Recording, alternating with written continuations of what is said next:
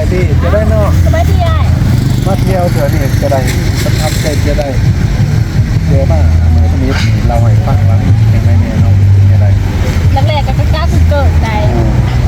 กล้าเกิดกันแล้วว่ามันเมียนนี่เพราะว่าบริษัทพาสปอร์ตที่หายเอาอีบอกว่าได้ไปอีดีบอกคนเ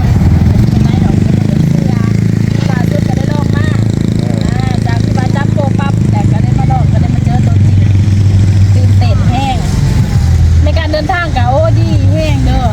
รถก็โอเคซัพพอร์ตทุกอย่างเลยเป็นหนักเป็นในของกินของยา การ ก็ บ ยัง ริ ว่า การของบริษัทเด็กหนักงานในรถเป็นยัง ดี ตอน แห้ ทับ ง ที่บอก ดีหลายอีนี่ มันไม่เข้าไปนี่เข้ามาสุดหนูเนาะมาเที่ยวเดี๋ยวนี้มันถึง3 มื้อครับ3 คืนเนาะประทับใจเท่าใดนะหัวหมูเนาะก็จะประทับใจ ประทับใจนะคุณหมอบอก คิดว่าทับ กินรู้อยู่สบาย ไปกับบ่เมื่อยมากกับบ่เมื่อยเนาะเพราะว่าบริการเขาดี บริษัทพาสโกนี่บริการดีเด้อสิบอกค่ะ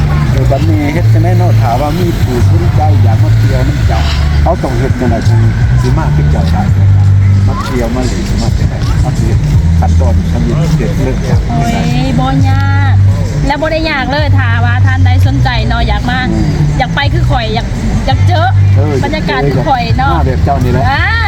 มีเด้อ สบาย โดยแล้วเขาสิบอกเด้อกติกาการเข้าบ่ได้ยากเลยบ่ได้เสียเงินอีหยังดอกถ้ามาเป็นสมาชิกก็บ่ได้เสียเงิน มีสมาชิกแล้วเป็นสมาชิกแล้วก็จับจองโปรโมชั่นอุ้ยเขาก็ซื้อใส่อยู่ตลอดน้องที่เขาชาวสวนบ่สิชาวนาชาวสวนก็ต้องได้ซื้อแต่แนะนำรถครับมาบริษัทเฮาบ่ได้เสียเงินแต่ก็บ่ลุกเองมีแต่กินกับเที่ยวแต่ก็มีรายได้ คือว่าบ่ได้เสียเงินยังมีแต่ บ่ ว่า บ่ได้เสียเงินเลย เขามาสมัครเป็นสมาชิกของบริษัท แม่น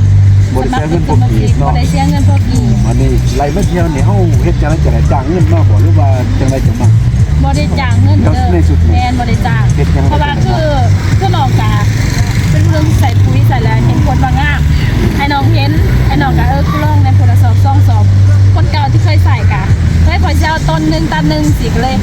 มาหยอดมาเจอหยอดรวมกับ3ตันก็เลยได้โปรมาเที่ยว คือว่าซื้อปุ๋ย3 ตันแล้วมาเที่ยวพักพญะเนาะ แม่น ได้1ที่นั่งเนาะ แม่น เป็นสิสั่นเนี่ย และนี่เด้อถ้าได้ที่ว่าเห็นอยู่ในตอนนี้เด้อมีโปรโมชั่นตอนนี้นำเด้อซื้อปุ๋ย6 ตันได้1ที่นั่งเนาะ เที่ยวใช่นี่ เที่ยวลองเฮือนมันจะพญาลองมวนแห้งเด้อ ซื้อทุกตันเนาะ แม่น ไปเที่ยวอีก ซื้อ6 ตันได้ไปเที่ยวอีก1ที่นั่งบ่ได้ยากดอกเนาะและช่วงนี้มันมีโปรโมชั่นใหม่เด้อถ้าว่าอยากไปเชียงใหม่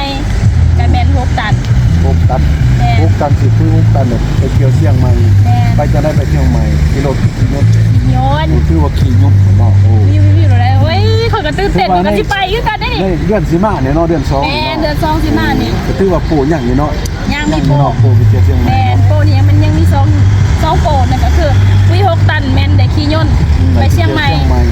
โอ้ ซื้ออีก อยู่สบายที่เก่า เราอยู่สบายบริยางอีกพุดกินเพื่ออากาศ ก็ถือว่าเนาะถามว่าผู้ได้สนใจเนาะก็ซื้อปุ๋ย6 ตันเนี่ยไปซื้อเที่ยวนะน้ำนั่งมิ้วอีกนั่งเนาะปู่ยังอยู่เนาะคือว่าใครสนใจเนาะก็ติดต่อนั่งมิ้วได้เลยเนาะไปเที่ยวเชียงใหม่น้ำเพิ่นเนาะ6 ตันเท่านั้นเนาะซื้อจังได๋เฮาก็ยังซื้อปุ๋ยใส่สวนอยู่แล้วเนาะซื้อปุ๋ยใส่สวนได้ไปเที่ยวฟรีอีก1ที่นั่งเนาะก็ถือว่าสำคัญเนาะก็ขอเป็นน้องมิ้วหลายๆเด้อที่ให้ผู้การเฮาได้สัมภาษณ์ในครั้งนี้